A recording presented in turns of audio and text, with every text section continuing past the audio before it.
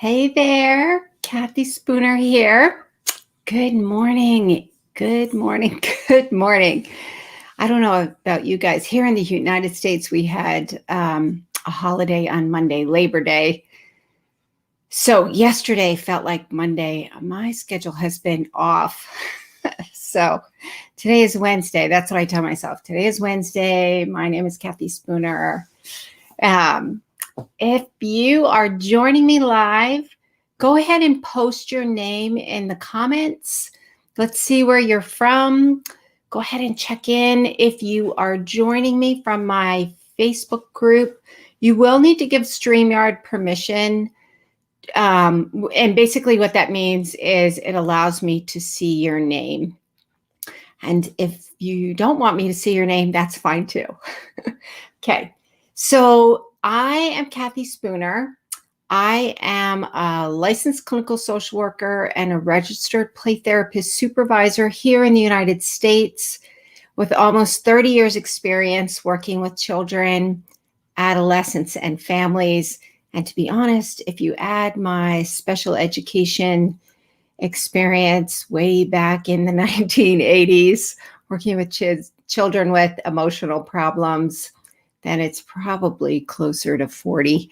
Hey, Sina, how are you? Good to see you this morning. Well, kind of see you, virtually see you anyway. I go live every Wednesday at 7 a.m.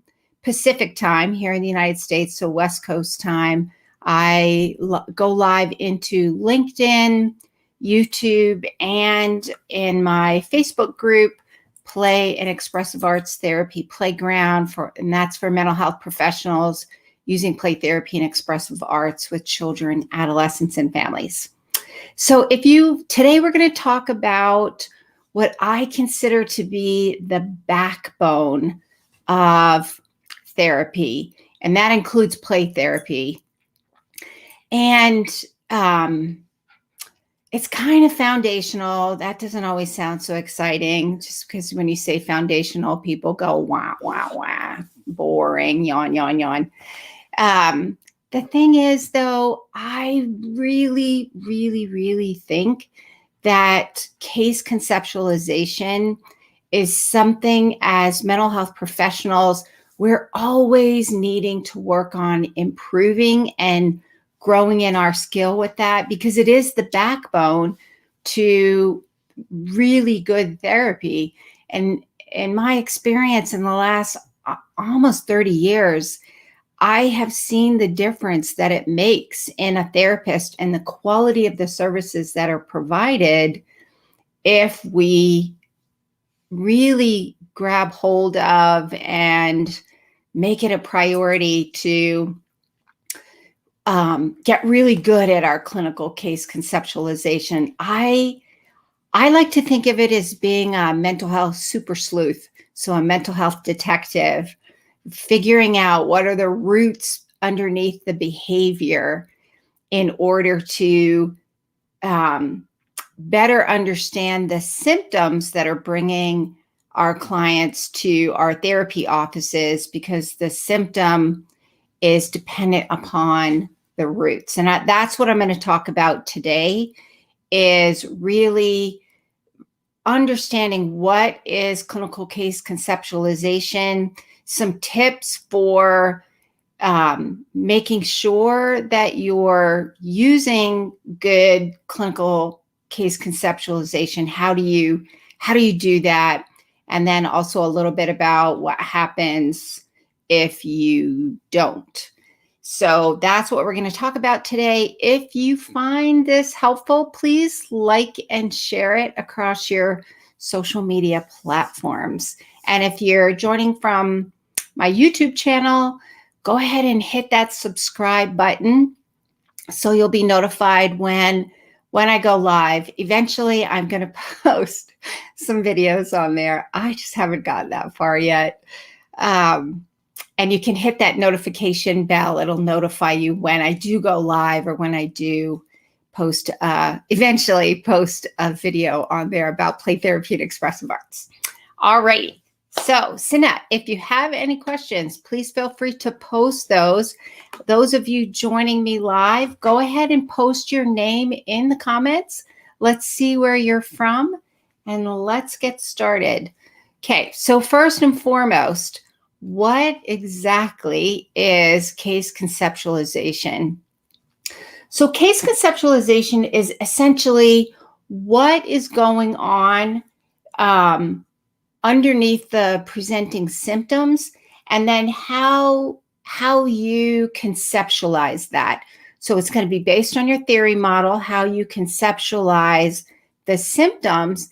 The thing is, you have to really understand what I call the roots of the symptoms in order to really understand what's going on.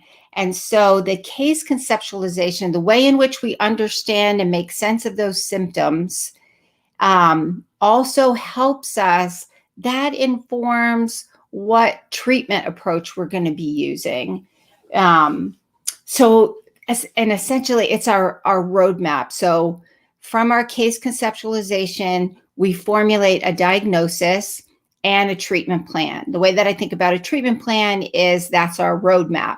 This is how we are taking that case conceptualization and creating a roadmap to help us get from beginning to end, to help us get our clients all the way through to successfully completing the treatment process, which ultimately means that we've helped them to resolve the issues that are going on for them.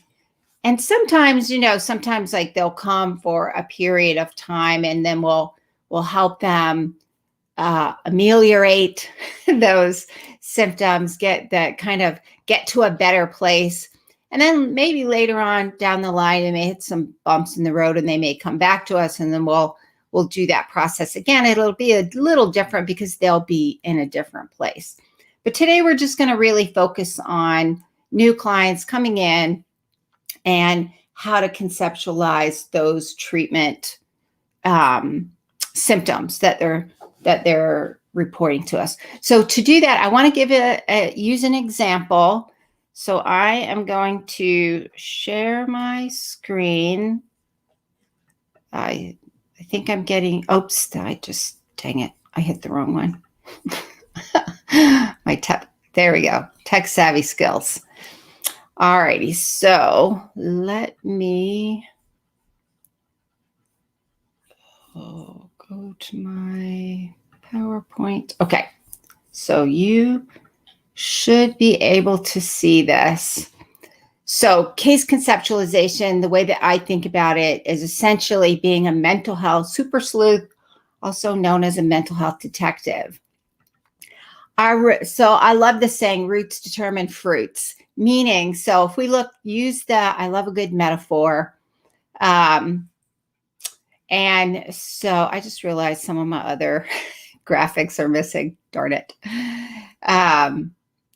So if we use the analogy of a tree, think about the roots of a tree, and if you have an apple tree, the roots of that apple tree are not going to produce pears if it's an apple tree. If it's an apple tree, it'll produce apples. If it's a pear tree, it will produce pears. If it's a walnut tree, it'll produce walnuts. So whatever is going on below the surface, which is where the roots exist, whatever is going on below the surface is what we are aiming to figure out. That's our target. So let's take, for example, emotion regulation. Emotion dysregulation is probably one of the most common things that brings children into the play therapy treatment process. And so if you think about emotion dysregulation, there are any number of things that can be the roots of that emotion regulation. And it can be a combination of those things. So for example, anxiety and depression. So when a child is anxious and overwhelmed, they could be easily dysregulated because they're afraid. Sometimes with depression, especially in children, they're super cranky and irritable.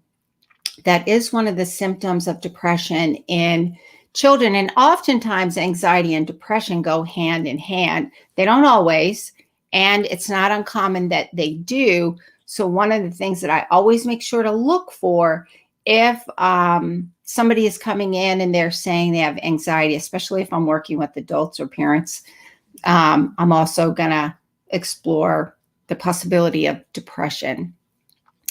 The other thing is, if we have a child coming in and let's say they have undiagnosed ADHD and some executive dysfunction problems, one emotion regulation is part of the executive functioning process. That's not something we really talk much about in the mental health field. In fact, I just watched a really good 1 hour training with Russell Barkley about how emotion regulation gets left out of the ADHD diagnoses. And I've been a fan of Russell Barkley for a couple decades now, and that's been one of his things. And I really don't think that we look at that very much when we're looking at ADHD, especially if they've got a lot of hyperactivity or impulsivity, and they don't have that good inhibition capability. If you look at the way the brain works, the neuroscience of emotions and the executive functioning process, then it makes more sense. So one of the things that we want to look at, if we have a child who has emotion dysregulation, and we want to look at some of the symptoms going on because it might be undiagnosed ADHD. And some of that emotion dysregulation may be part of that ADHD presentation.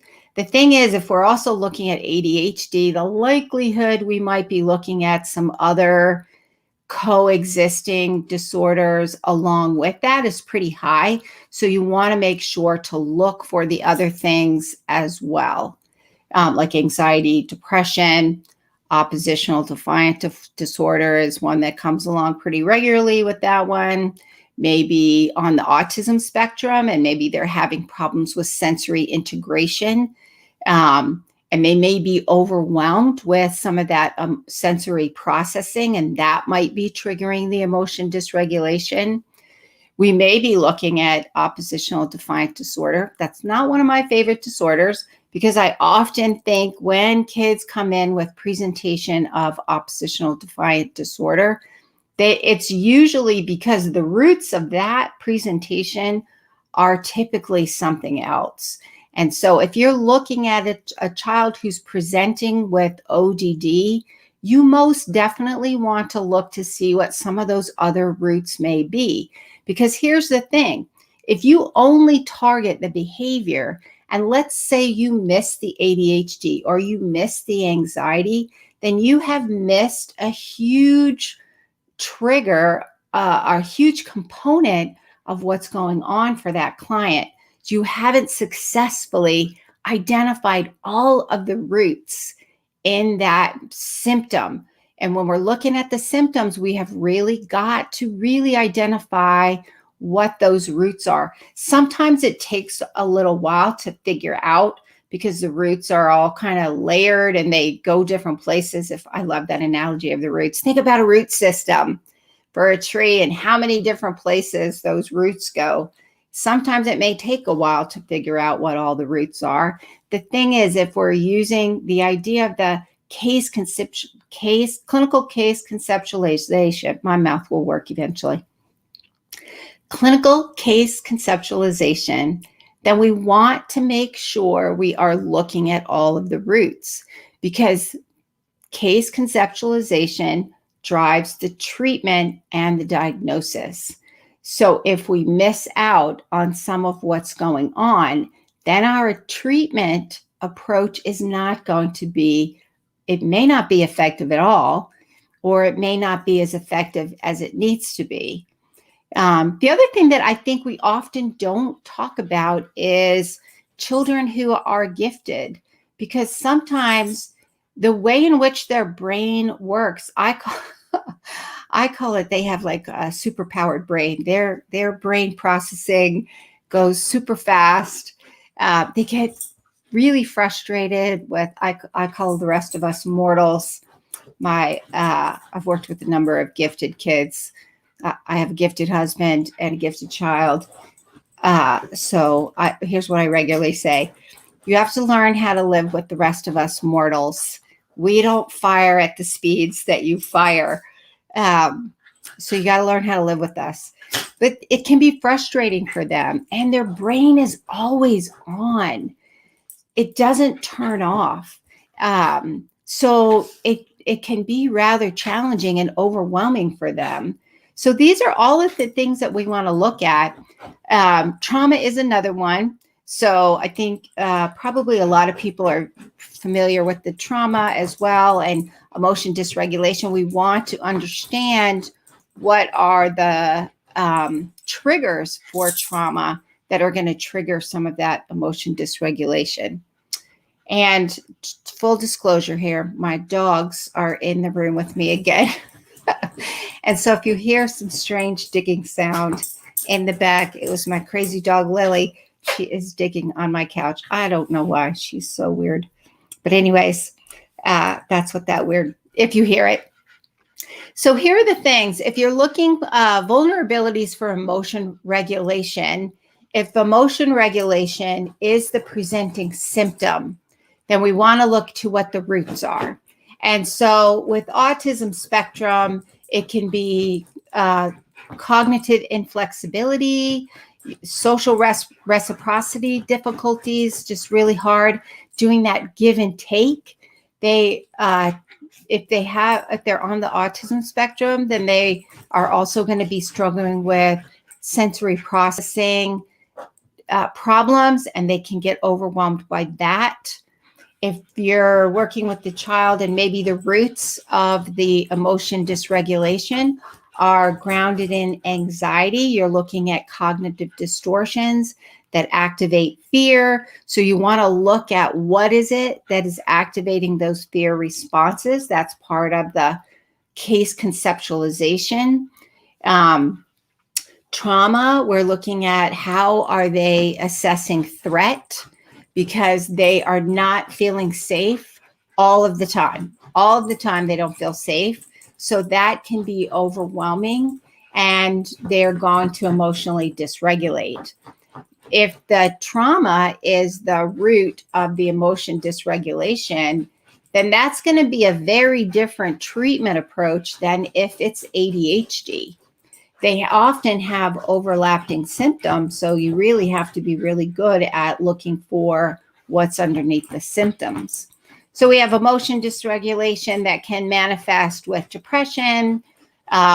Mood regulation can be based on some biological factors. Maybe they didn't get enough sleep, or maybe they're not eating well, or maybe there's something going on with them that, like a sensory processing, we haven't necessarily figured out what those problems are. If it's depression, then there's a lot of feelings of powerlessness and things like that. So then, and finally, some of the ways that emotion dysregulation may show up. Excuse me. Get a drink for my coffee. So we're looking at executive function, and how is that working? If it's not working well, then that can create a lot of frustration for kids. And especially if it's undiagnosed ADHD, school for kids with undiagnosed ADHD is torture. Or it may be, the other thing, there may be an undiagnosed learning disability. And so there's a sense of powerlessness. There's a sense of I'm bad, I must be stupid. All of those are going to lead to self-esteem problems, depression, and anxiety. So any any number of these we want to make sure to look for when we're conceptualizing what's going on with our client. So those are some things to think about. The roots determine the fruits. The clinical case conceptualization is really all about figuring out what those roots are, what's going on underneath the behaviors. So Facebook user says, yes, you did a fabulous job with this. Love going to, supervision groups. Somebody from my supervision group is on. Yes, awesome. Yes, and that's one of the things that we do. To me, supervision group is a really good way. We do that a lot in our supervision group. Like my Facebook user friend said, is we'll look at what is going on, because if we don't understand, if we don't identify that, then we may go the wrong way with the treatment. So here are some tips for. I made these really cool banner things. I want to use them. There we go. That's my banner thing. Here's some tips. A really good psychosocial, meaning you want to do a really thorough psychosocial assessment.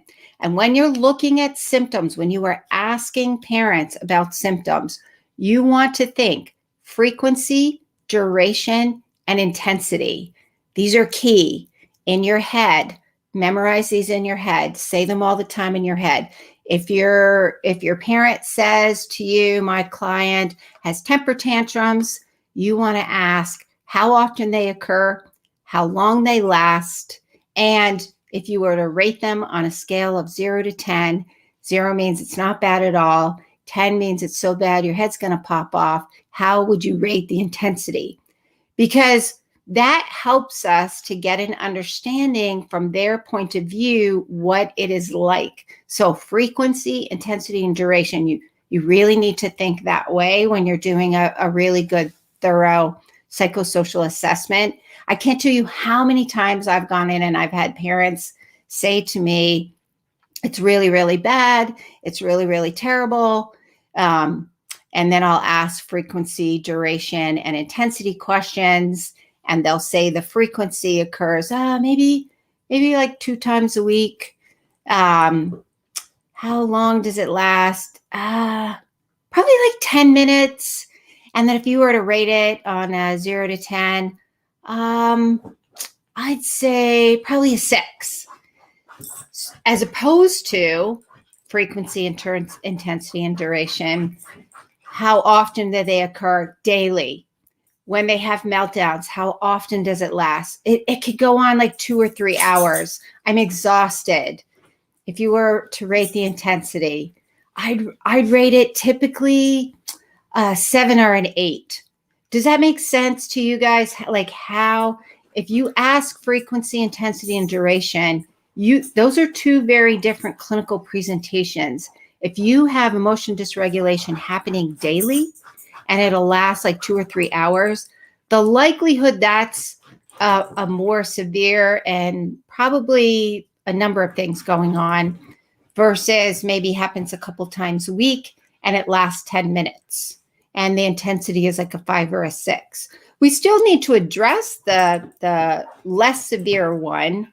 So, but if you ask the questions though, you get a better understanding of what's going on to help you with your clinical decision making. I mean, your clinical conceptualization, because how you conceptualize it will then determine what the treatment process, like what kind of modality are you using.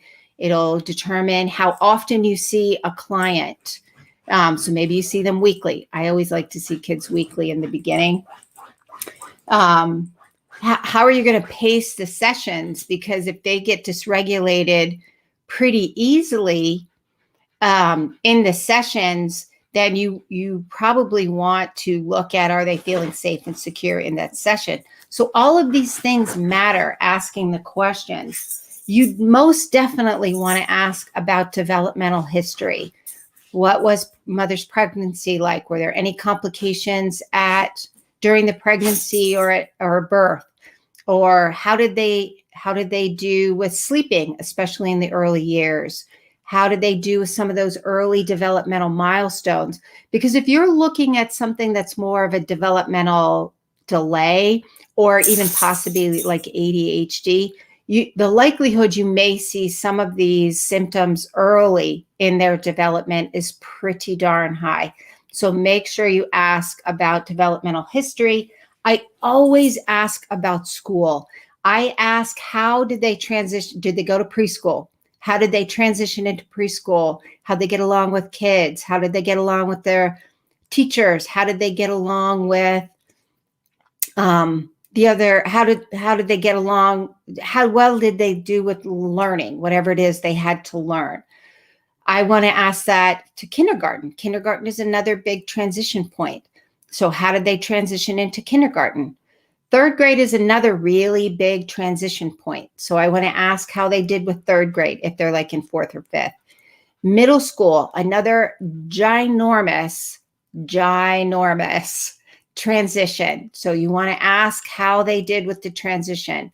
How did they get along with their peers? How did they get along with their teachers? Academically, how did they do?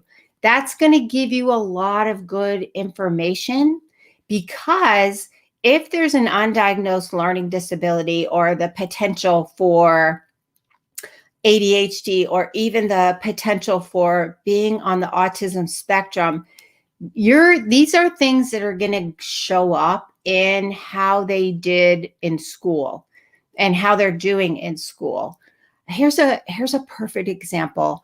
I had a client come to me, and the client that came to me was at the time was 16. And this client had been in counseling since like third grade. That's a lot of time. And throughout that entire time, that's like half this person's life, they were constantly in counseling. And when they came to me, one of the things that the mom asked was, do you think it might be autism spectrum? So this is a person who had been in counseling from from third grade until now, like 11th grade. That's 8 years. No one ever asked or explored, was there the possibility of something else going on in those roots? And it turns out this was like my very first meeting. Like, this is a 15-minute meeting. It's always longer than 15 minutes. And so once I started asking some of those questions, going into my super sleuth mode, it became pretty obvious that the likelihood it was undiagnosed autism spectrum was pretty high, or some kind of learning disability. I'm a firm believer, if you suspect developmental delay, like autism, or you suspect autism spectrum or ADHD or something that has to do with a lot of brain processing, I'm a fan of getting really good clinical neuropsychological testing. Sometimes that's hard if parents don't have the money to pay for it, which I always feel really bad for families that have Medicaid, because the likelihood they have access to really good psychological testing, unless you live in an area where that's possible. There are a lot of areas where that isn't possible, just because of the cost of psychological testing. If you do, though, I'm a huge fan of recommending getting some testing and making sure that it's somebody who's really good and knowledgeable about how to assess for ADHD and autism spectrum or a learning disability. I had this is when I was working in a residential program, and we had an adolescent girl come, and I was so sure she was on the autism spectrum. And then we had a phenomenal clinical psychologist, and he did the testing, and he was so good. And it turned out she was, here, I'm going to pull up my big psychology words here, prodromal schizophrenic. And once he went through all the testing and the data he had gotten, it was really clear that that's what was going on. Those are two very different routes, two different treatment processes in many ways. So the way in which I conceptualized the treatment worked in some ways because of the social component, that learning how to be social, learning how to regulate emotions, tolerate distress. Those are still pretty useful. But we were looking at a different kind of long-term treatment outcomes and a different way in which we want to develop support for that particular client. So this is why, to me, it's really important to gather good information. If you suspect that it might be ADHD or autism spectrum or some kind of learning disability or something much more organic, you really want to recommend getting further testing, because that can provide some really good information. The other thing is you want to make sure you get a good family history. That can tell you so much. If you have a client, I had this happen to me once. Again, she was 5. She had gotten some testing, and the psychologist said, but because she had emotion dysregulation, that she had bipolar disorder. When I gathered the family history, mom had ADHD, dad had ADHD, sister had ADHD. Aunts and uncles, no one in the family had bipolar. So the likelihood, and if we go back to understanding that emotion dysregulation can be part of an ADHD presentation, because especially for a 5-year-old, they're learning how to regulate their emotions. So developmentally, you want to look at what stage of development are they in. Again, making sure that, and this is where, to me, gathering a really good family history, asking questions. Don't necessarily assume that family members are going to know diagnoses. So you need to be able to ask specific questions like, is there any history of anyone reporting sexual abuse or physical abuse or emotional abuse or rape? Anyone have a history of addiction to alcohol, to drugs? You want to make sure to ask these questions. Any history of depression, feelings of hopelessness and helplessness, fatigue, difficulty getting out of bed? Anyone have a history of being hospitalized for mental health reasons? Make that, like, go back to your genogram days. These are really good questions. You get a lot of good information. It is time consuming. That is true. The benefit, though, is if you ask a lot of really good questions, then you're going to get a lot more information to help you better understand and conceptualize what's going on. Because when you're conceptualizing and you've gathered all of this information, and based on all of that information, you're going to come up with the diagnosis and your treatment plan. So how often are you going to see somebody? What types of interventions are you going to use? What theory model are you going to use? So if I have a 5-year-old with emotion dysregulation, the likelihood I'm going to use child-centered play therapy as opposed to maybe cognitive behavioral therapy to address the behaviors is pretty high, because a 5-year-old, it's really hard to do cognitive behavioral therapy with a 5-year-old. That's just developmentally not typically where they are. So all of those things go into my treatment conceptualization. and what I want to be working on. So here's the thing. What happens if you miss the mark? If you miss the mark, then your whole, I love a good metaphor. So if we're using roadmap, let's use GPS. GPS helps us navigate. And so when we have our GPS on and we're trying to find out where we need to go, if we take a wrong turn, then our GPS goes, what does it say? Basically, it's reprocessing to find another alternative route to get you back on track.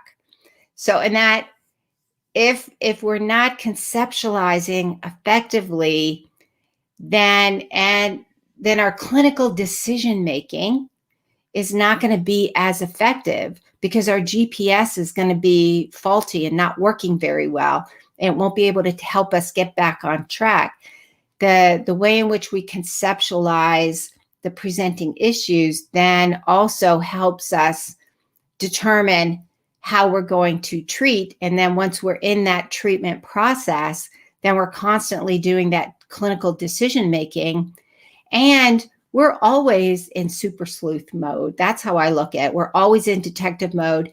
Every session gives us more information to help us make sure our clinical conceptualization is on track. And then that's going to help us with our clinical decision making. So that is it for today. So just kind of a recap. The clinical case conceptualization, the roots determine the fruits. You really want to go and see what is under the surface where the roots exist.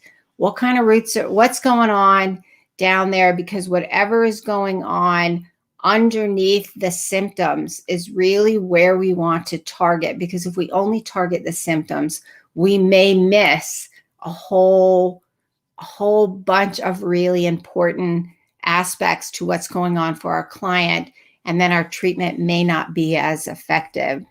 And in order to get a really good clinical case conceptualization, you have really got to do a thorough history taking.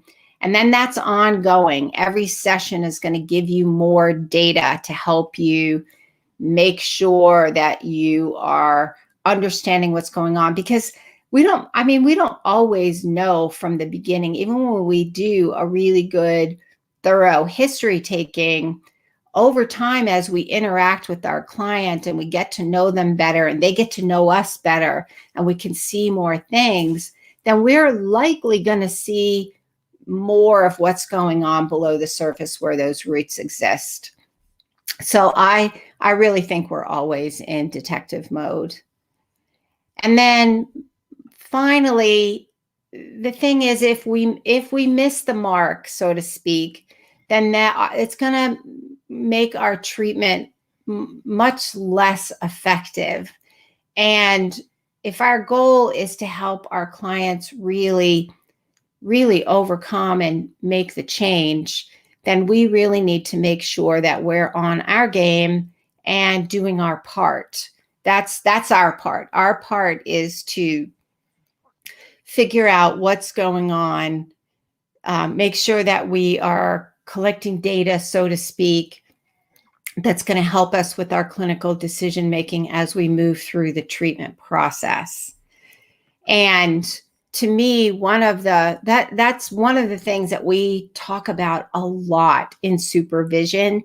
And I really think that supervision is a really good way to help learn how to do that, because the thing about supervision is, and we do this a lot in my online supervision group, we will somebody will talk about what's going on with their clients, and then we go into super sleuth mode. What's going on? I ask a ton of questions really to kind of help the professionals in the group learn to think about, oh yeah, it might be this, and help to grow their skills in knowing how to be a good detective and create that case conceptualization that's going to drive the treatment process and help you figure out what kind of interventions you want to make sure that you're using.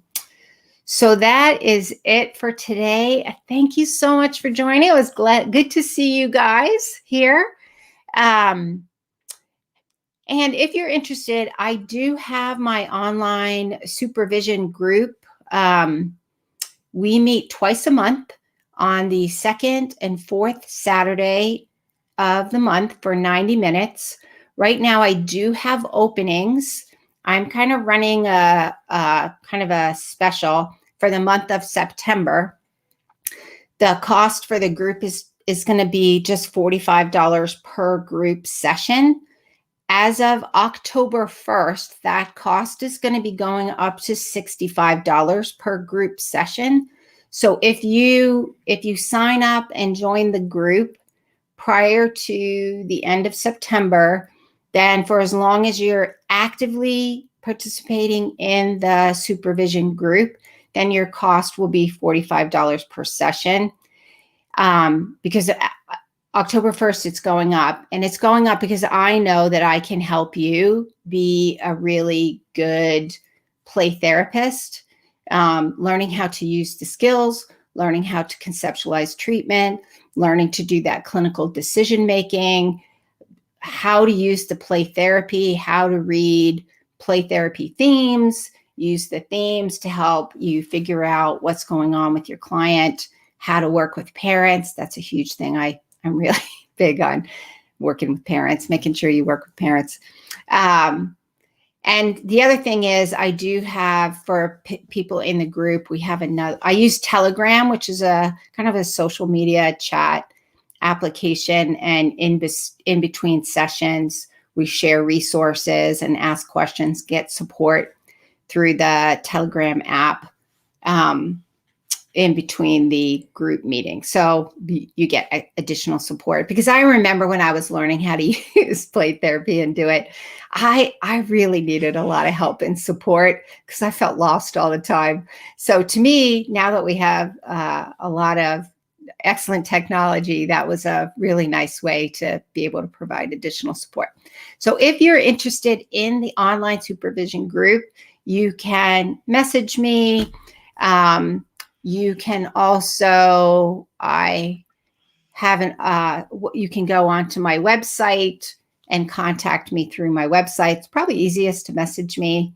Some of you may have my email. You can message me. I'll give you my email. All righty. So that is it for today, and I will see you next week.